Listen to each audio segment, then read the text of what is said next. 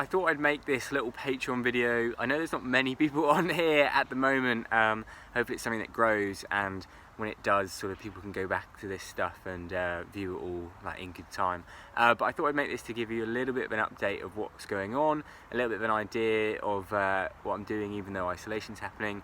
So with the whole virus situation, I remain sort of relatively unbothered by it. I'm quite a, well, I'd say optimistic person. I'm quite calm and unfazed by a lot of things.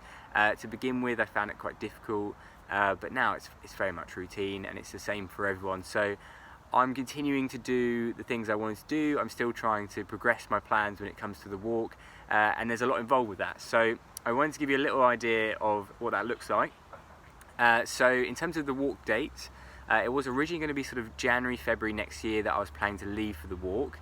That looks like it's not going to happen now. What I don't want to do is get out too early. I mean, in reality, I've got to wait for England to open up internally first, which is what I think will happen, before the borders begin to open.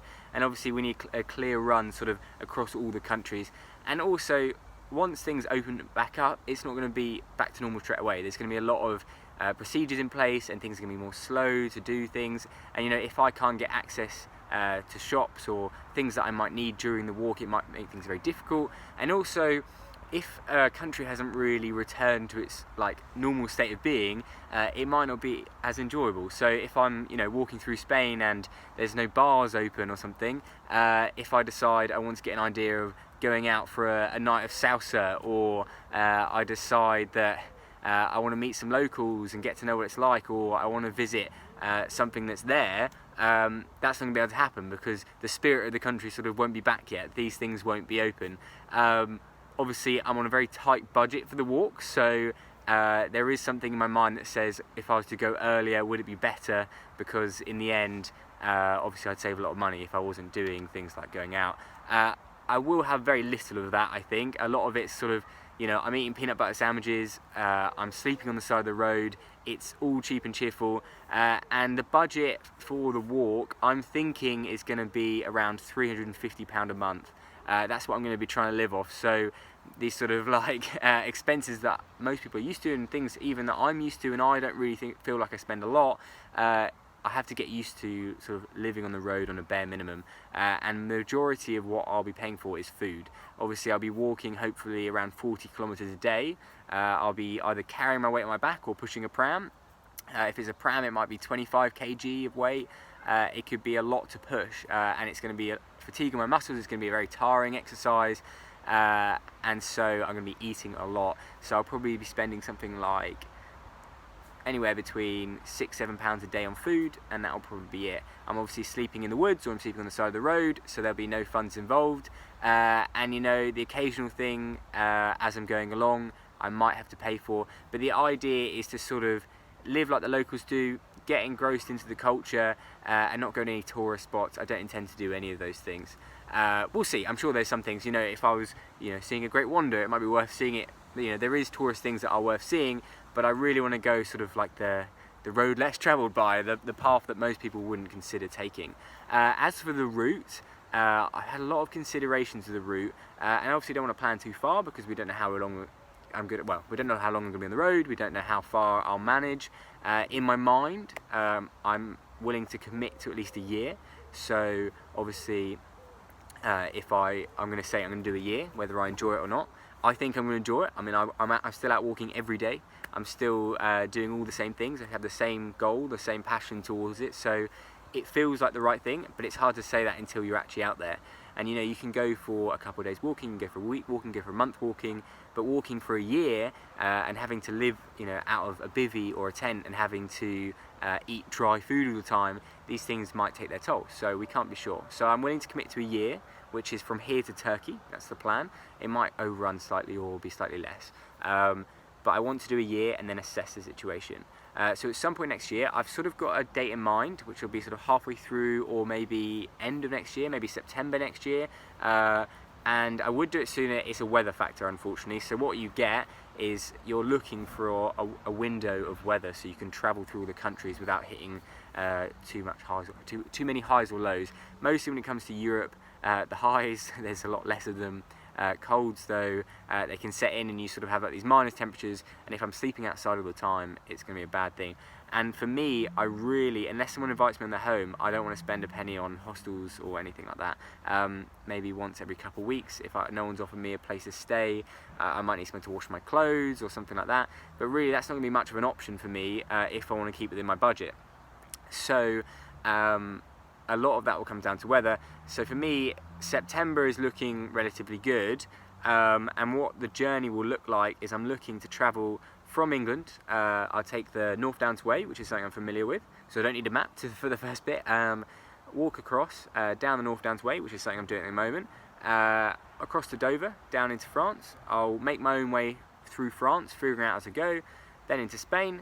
I'm going to then go down and cross by boat to Morocco, and then maybe spend a bit of my time in Morocco. At that point, I might, if I was using a backpack, convert to a pram for the North Africa leg, and then go Morocco, Algeria, across to Tunisia, and then I'll take a boat to Sicily in Italy, or Sicily's an island, right? And then up onto Italy, all the way up, and then as I get into Central Europe, I'll sort of make my way there, but it'll probably be something like through Switzerland, maybe the south of Germany, and then there's a few other countries. I'm trying to think, well, God, it's a bit of a blur in the middle of Europe. But I think you sort of come across, you've got Bulgaria, Romania, I was thinking of going through, doing like a Transylvania trail, and then work my way down gradually towards Turkey. So that looks like a year. And what would happen is you have the first bit where it's sort of the end of the summer, but temperatures aren't too bad. You come through, you get into Africa, and it's a manageable temperature. And by the time I come back round, I'll sort of be getting into maybe February, April, to rejoin Europe for the summer. So I have the whole summer walking, and hopefully arrive in Turkey sort of August time. That's what I'm thinking, August, September, and that'll be a year. So that's a perfect scenario, let's be honest. At these current times, we don't know what's going to happen. But that's kind of what I'm thinking. And in the meantime, there's a lot involved with getting my body prepared. I'm gradually increasing weight, so every week I go out, I'm doing my walks every day, and each week I'm increasing the weight. I'm literally just adding a rock to my backpack. Proper old school, you know, proper old school. I'm adding one rock at a time each week. I'm measuring the weight, and it's gradually increasing. So I'm getting used to carrying more weight, which I'll be able to, well, I'll need it if I'm carrying a backpack. So there's that side of it. But for me, the physical side's not so much of a worry. I honestly believe that anyone, I mean, unless there's something that would stop them, I think that the average man or average woman, if they started a world walk like this, I think the fitness would come. I think they could do it without training and just go into it. On the physical side, I think you could just start it. You could start walking a little bit, and then it would pick up very quickly. It's very easy to build up the fitness with these things because you're just repeating it every day. So that's one side of it, but for me, the mental side is the bit I'm most worried about. Because like I said, it's just a thing where over a year, or if I decide to do longer, will my mind be able to cope? Will I be able to cope with sleeping rough all the time? Will I be able to cope on eating dried foods all the time? Will I be able to cope when I'm tired, when my legs are aching, when I'm carrying weight every day? Is that going to take a mental toll? And this is a big consideration for me. And it's something I really was worried about previously, but now we're looking at over a year until the walk will take place. I can make sort of minor adjustments to my routine over time in order to be prepared for that. So obviously coming from, I've done some travelling, I've slept in hostel beds, I've slept with bed bugs and cockroaches, and I've slept on beaches, I've done a few walks in the past, this kind of stuff, but nothing on the big scale. So I've done some things, but I don't feel enough to prepare myself for the walk, and I don't want to leave myself in a position where it's something I can't sort of get through mentally, or it takes me weeks to get through, because then it's going to really sort of be a miserable part of the trip. If I'm mentally fatigued and I can't seem to figure it out, it's going to take a lot out of me.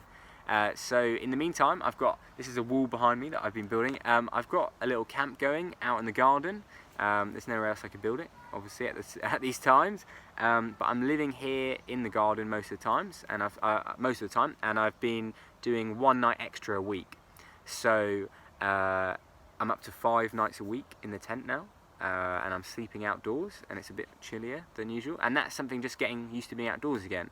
And eventually I'll get to 7 days, and then once I get to that and I get used to it, I'm going to take away the tent. So I've just got the bivvy, so I'm in open air, and then I'm going to start cooking all my meals outside.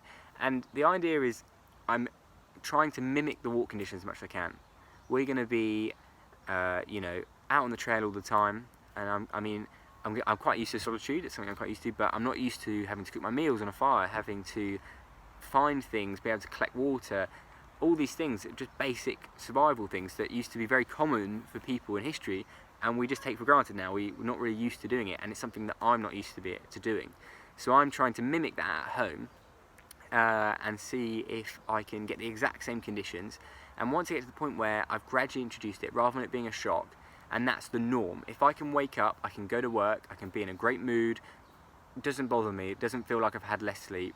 If I can get used to it as my normal conditions, currently, now, when I have time to gradually do it, it'll be far better than on the walk. So there's a lot of things still happening. There's a lot that I've got planned when sort of things open back up, but I'm in no rush. I know things might take a while, so I'm just sort of planning and doing the sort of background work, and really it's given me a lot of time to sort of put some work into my blogs, put some work into my Patreon. I'm releasing YouTube videos again. Everything's sort of coming back, and I've got a lot of plans for photo locations for my Instagram when things open up again, and I can rent a car or I can walk to places and get loads of photos. There's a lot going on, so it's good. I'm still being very proactive, I feel, and I'm still feeling overall quite good about things. So that's kind of an idea of what we're looking at for the walk. There's going to be lots of other stuff in the meantime. I've got a lot of sort of challenges that I'm hoping to do over the next year, or maybe beginning next year, depends how things go. I'm planning to do a walk across Scotland, so I want to try and do the length of Scotland. I plan to do the Pendle Witch Trail, which is a famous trail up north that was where they murdered a load of witches back in history. I want to follow that trail with my friend dressed as a witch. So it's a 50-mile trail. We're going to dress up as witches, and we're going to do it for Help for Heroes maybe, or for maybe another charity, and try and do 50 miles in 24 hours. So we're going to have one day, sort of probably from midnight to midnight, to try and do 50 miles across the hills of England, dressed as